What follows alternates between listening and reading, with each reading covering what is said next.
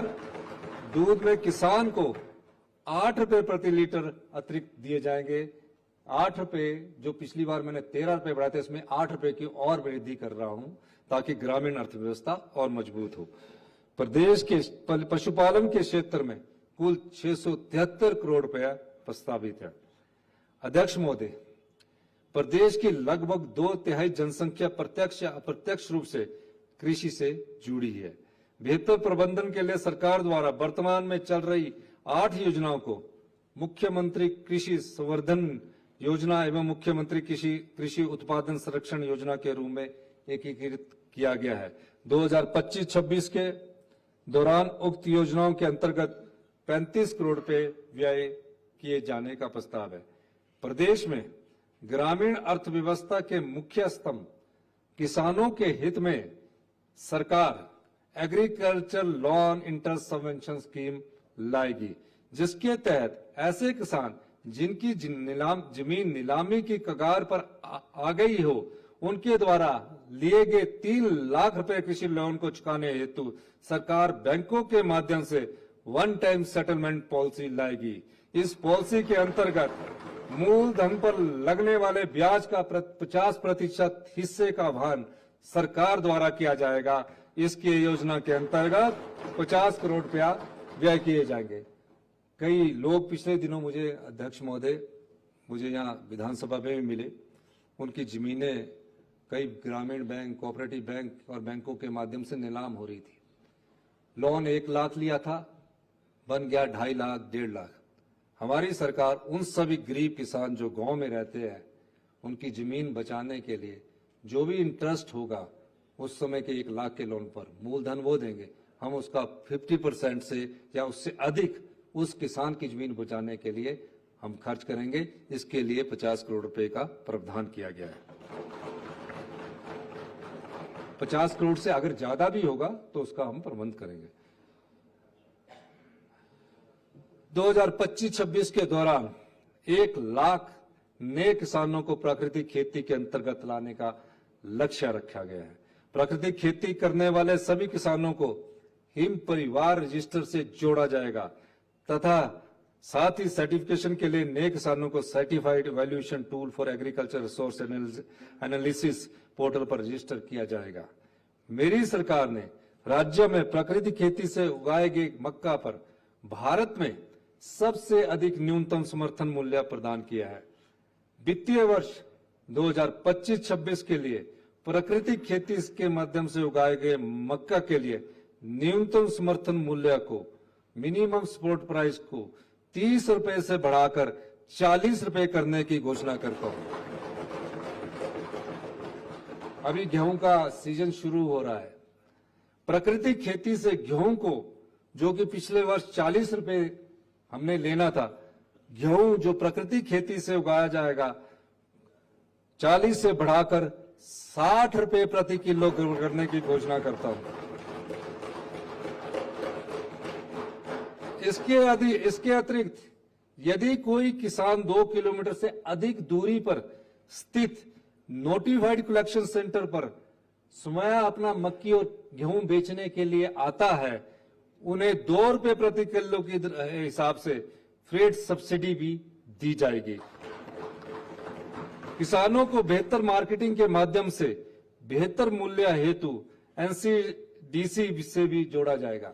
माननीय अध्यक्ष महोदय, जब एक किसान अपने घर में गोबर आधारित खेती करेगा और उसे भारत सरकार द्वारा सिर्फ 24 रुपए किलो जो यूरिया के द्वारा पैदा गेहूं की जाती है और हम 60 रुपए गोबर आधारित खेती से प्रति किलो के हिसाब से सरकार खरीदेगी, तो उसकी आजीविका में भी, उसके जीवन जीने के और काम करने में भी ध्यान रहेगा और वो अच्छी खेती कमाकर अपने जीवन यापन को अच्छा बना सकता है।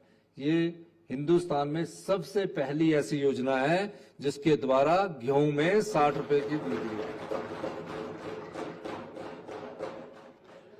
विश्व में, सुनो, आप ही सब लोगों के लिए है, आप भी भाई, विश्व में 78% हल्दी उत्पादन के साथ भारत इसमें बड़ा उत्पादक, उपभोक्ता और निर्यातक देश है।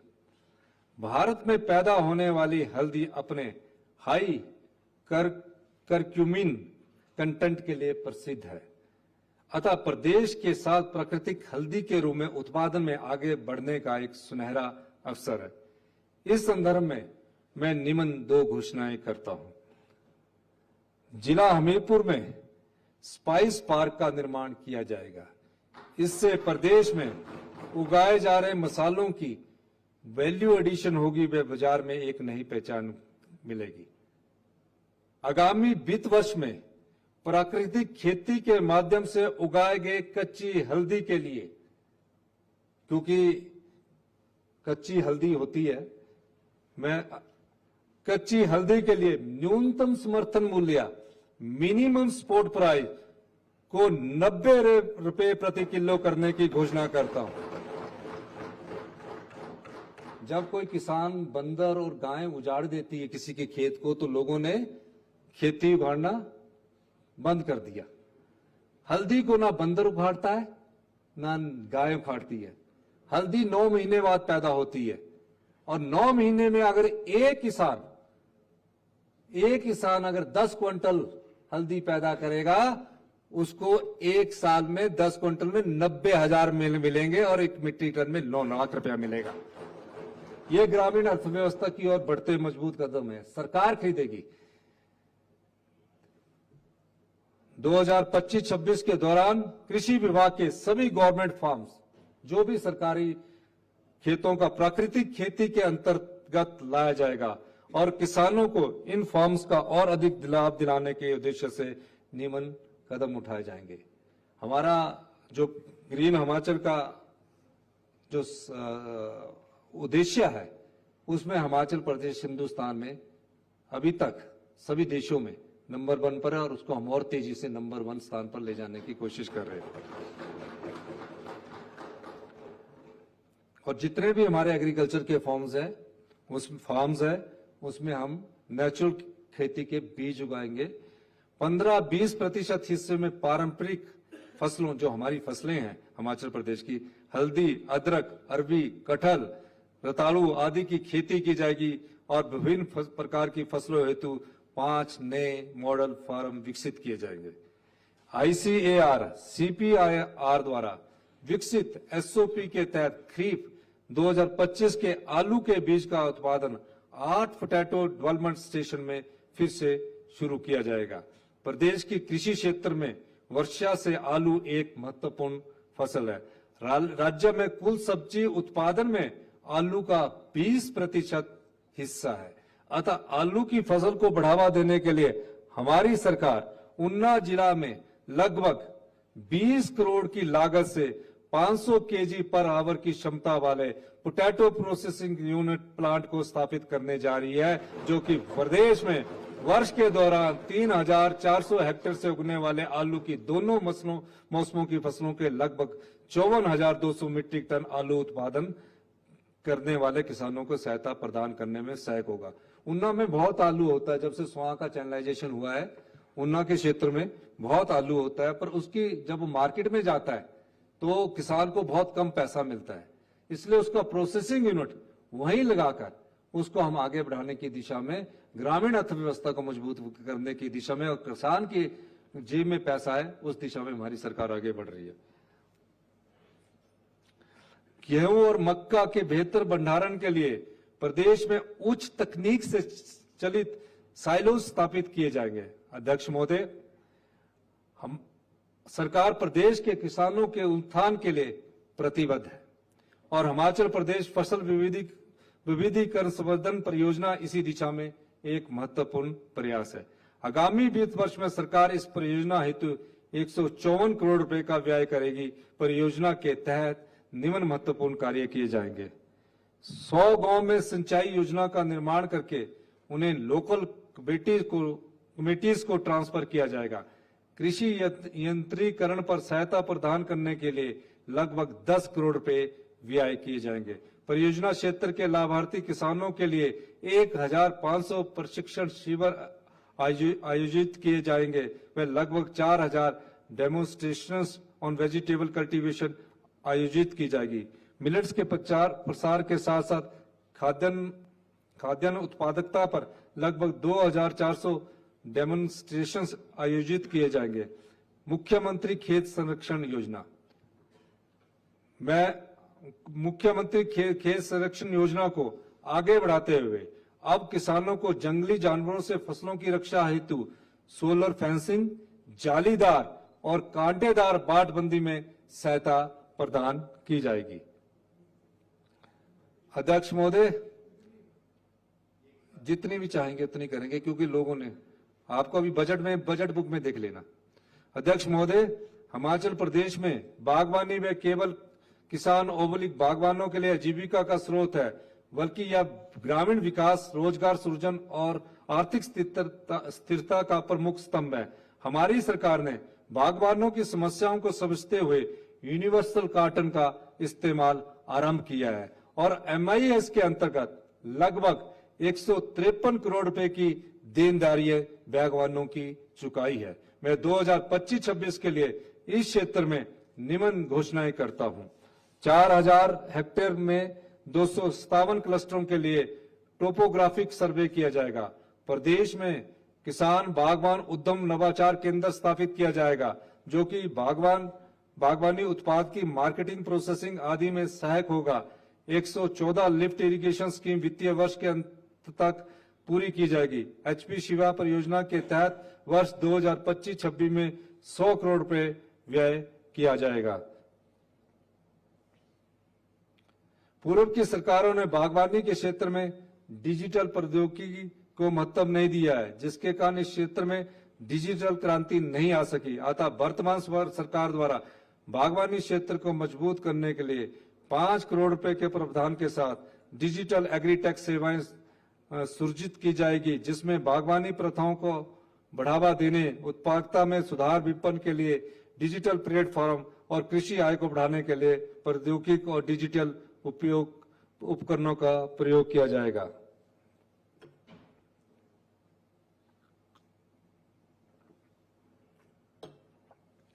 अध्यक्ष महोदय, मैं weather based crop insurance scheme के अंतर्गत 60,000 से अधिक बागवानों को लाभान्वित करने के साथ साथ उन्हें आर्थिक सुरक्षा प्रदान की जा रही है।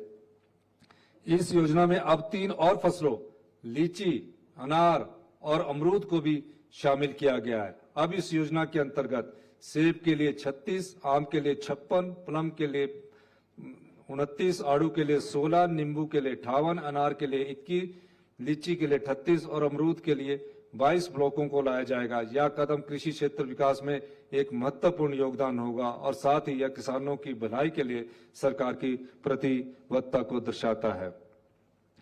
राज्य में सब ट्रॉपिकल बागवानी को बढ़ावा देने के लिए सब ट्रॉपिकल फलों को हाई डेंसिटी प्लांटेशन के अंतर्गत लाया जाएगा। इसके साथ ही 48 सिंचाई योजनाओं का कार्यान्वयन किया जाएगा, जिससे लगभग 5000 किसान परिवार लाभान्वित होंगे। इसके लिए 200 करोड़ रुपया व्यय किया जाएगा।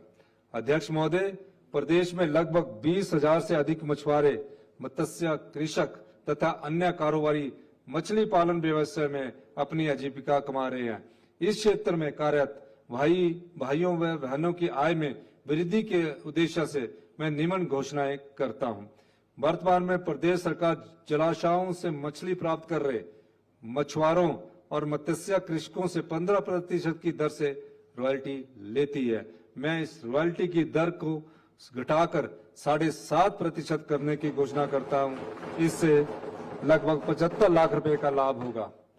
ग्रामीण अर्थव्यवस्था को मजबूत करने के उद्देश्य से मुख्यमंत्री मत्स्य पालन योजना के तहत निजी क्षेत्र में जो भी मत्स्य पालन करेगा 80% सब्सिडी के साथ 20 हेक्टेयर नए मछली के तालाबों का निर्माण करने की घोषणा करता हूं।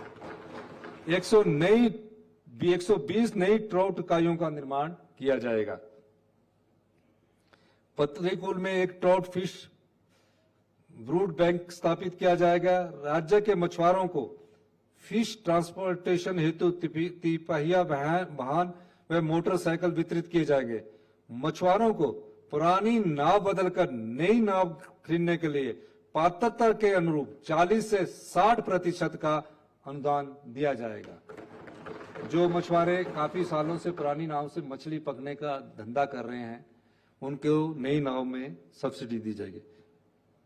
इसके अतिरिक्त 10 biofloc culture units, 3 trout hatcheries, 4 fish feed mills, 2 ice plants, 5 biofloc fish ponds और 2 ऑर्नामेंटल फिश फार्मिंग यूनिट्स का निर्माण किया जाएगा। अध्यक्ष महोदय, ग्रामीण अर्थव्यवस्था के विकास व ग्रीन हिमाचल के सपने को साकार करने के उद्देश्य से वन क्षेत्र के विस्तारीकरण के विभिन्न कार्यक्रमों को नया रूप दिया गया है। 2025-26 के लिए 5000 हेक्टेयर का वृक्षारोपण लक्ष्य तय किया गया है, जिसमें जंगली फलों के पौधों और अन्य फलदार पेड़ों के पौधों को प्राथमिकता दी जाएगी। हमारी सरकार ने यह पहल की है।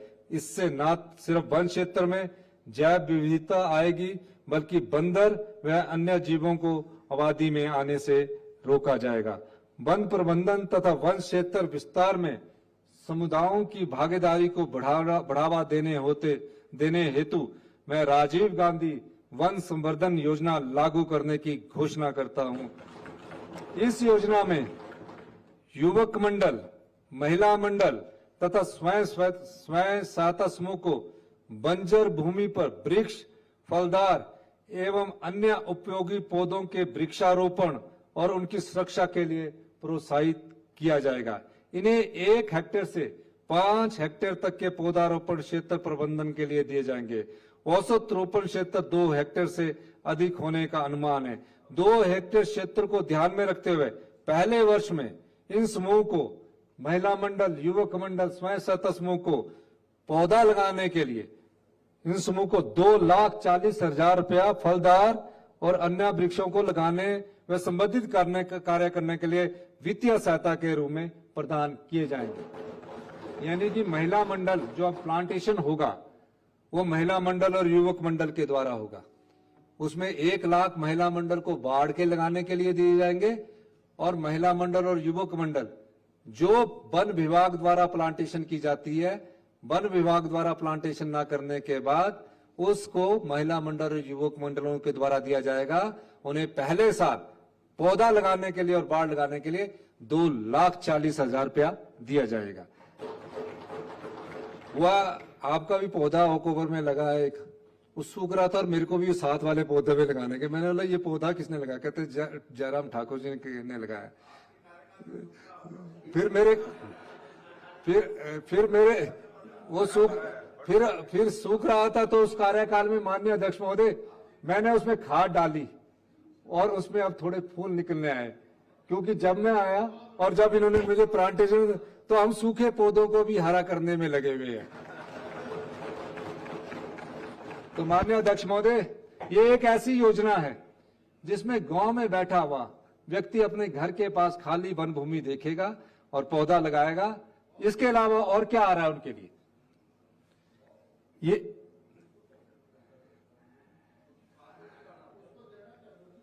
2,40,000। इसके बाद भी खाद तो मुझे डालनी है, ठाकुर साहब को थोड़ी डालनी है। इसके बाद जब अगले वर्ष 5 साल तक सर्वाइवल प्रतिशत, अगर वो 100 पौधे लगाता है 50% तक का उसका सर्वाइवल होता है, इसके बाद भी 5 साल तक सर्वाइवल प्रतिशत 50% या अधिक होने पर दूसरे, तीसरे, चौथे व 5वें वर्षों तक सालाना 1 लाख रुपया प्राचात मिलता रहेगा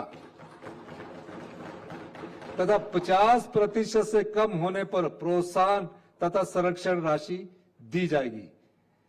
इस प्रकार एक महिला मंडल जब उस पहले पौधा लगाएगा, फिर उसकी देखभाल अगले साल करेगा, उस 100 पौधों में से 50 सरवाइव कर गए तो उसे 1 लाख रुपया मिल जाएगा। और उसके बाद एक और अगर फिर 50 सरवाइव कर गए, जंगली पशु रहते हैं, बंदर रहते हैं, उजाड़ देते हैं, तो वास्तविकता तो ये, फिर उसको 1 लाख रुपया और मिलेगा। तीसरे साल पौधा जड़ पकड़ लेगा, बड़ा हो जाएगा, फिर उसकी सिर्फ देखभाल ही करनी है तो 1 लाख रुपया और मिलेगा। और जब वो पौधा बड़ा हो जाएगा फल देने वाला, तो उसे 1 लाख देकर वो वन विभाग को जगह चली जाएगी। 5 साल तक 1 लाख रुपया तथा इस प्रकार कुल 6,40,000 की राशि प्रत्येक समूह को मिल सकेगी। कई बार क्या होता है कि फॉरेस्ट वाले कहते हैं कि ये फॉरेस्ट वन भूमि है, अगर उसमें बाढ़ लगानी होगी तो 1 लाख रुपया फॉरेस्ट वाले भी बाढ़ लगाकर महिला मंडल युवक मंडलों को दे सकते हैं। तो 5 साल में 6,40,000 घर में बैठ के महिला मंडल के लोग अपना और युवक मंडल के लोग स्वयं सहायता समूह के लोगों को मिलेगा। इससे निश्चित तौर पर ग्रामीण अर्थव्यवस्था में सुधार होगा। इन सभी वन क्षेत्रों में जियो टैग किया जाएगा और ऑनलाइन मॉनिटरिंग की जाएगी। इस योजना के लिए 100 करोड़ रुपया व्यय किए जाना प्रस्तावित है। कॉर्पोरेट सोशल रिस्पॉन्सिबिलिटी के अंतर्गत एक नई अडॉप्शन योजना लाई जा रही है, जिसमें बंजर भूमि पर वृक्ष लगाए जाएंगे। इस प्रयास में से न केवल प्रदेश के वनों में वृद्धि होगी, बल्कि स्थानीय समुदायों को आजीविका भी सुनिश्चित होगी। जो हमारे पास बड़े बड़े बैंक आते हैं, बड़े बड़े उद्योगपति आते हैं, CSR के तहत फंड देते हैं। हमने कहा कि आप एक पहाड़ी चुनिए, उस पहाड़ी में 5 साल तक आप पौधे लगाइए और जब जंगल बन जाएगा तो हमें वापस दीजिए। कोई एम्बुलेंस दान कर देता है, कोई कुछ कर देता है, तो उसको भी गाइड किया जाएगा इस योजना के अंदर। वर्ल्ड बैंक, KFW और जायका की सहायता से चल रही 3 परियोजनाओं के तहत अगले वर्ष के दौरान लगभग 200 करोड़ रुपए व्यय किए जाने हैं। हिमाचल प्रदेश आक्रामक प्रजातियों जैसे लेंटेना, पार्थियम ग्रास के प्रसार, चीड़ की सूखी सुइयां और कृषि अवशेषों से होने वाली जंगलों की आग, जैव विविधता की हानि, जल संकट, आवास और पारंपरिक आजीविका के नुकसान, जलवायु परिवर्तन और आपदा जोखिम जैसी गंभीर चुनौतियों का सामना कर रहा है। भूस्खलन जैसी आपदाएं स्थानीय समुदायों की आजीविका को अस्थिर कर रही है। मेरी सरकार इन समस्याओं को अवसर में बदलने के लिए कचरे को biochar, bio energy, bio fertilizer, bio pesticides, green energy और कार्बन क्रेडिट जैसे उत्पादों में महत्व में परिवर्तित करने का प्रयास रखती है, जिससे न केवल कार्बन उत्सर्जन कम होगा, बल्कि ग्रामीण अर्थव्यवस्था मजबूत होगी और टिकाऊ आजीविका सुनिश्चित होगी। हिमाचल प्रदेश अपनी प्राकृतिक सुंदरता, घने वन, बर्फ से ढके पहाड़, जैव विविधता और समृद्ध संस्कृति विरासत के कारण इको टूरिज्म के लिए एक आदर्श स्थल है। इको टूरिज्म स्थानीय समुदायों की आर्थिक स्थिति को सुधारने में भी महत्वपूर्ण योगदान देता है। इससे लोगों को रोजगार के नए अवसर मिल रहे हैं। इस दिशा में हमारी सरकार निम्न कदम उठा रही है। सरकार ने वर्ष 2024 में इको टूरिज्म नीति को संशोधित किया है। इस नीति से इको टूरिज्म गतिविधियों को गति मिलेगी। वर्ष 2024 में 7 इको टूरिज्म साइटों के लिए संचालकों को चयनित किया गया है। अगले चरण में 78 नई इको टूरिज्म साइटों को आवंटित किया जाएगा। वन विभाग के विभिन्न सर्कलों में इको टूरिज्म सोसाइटी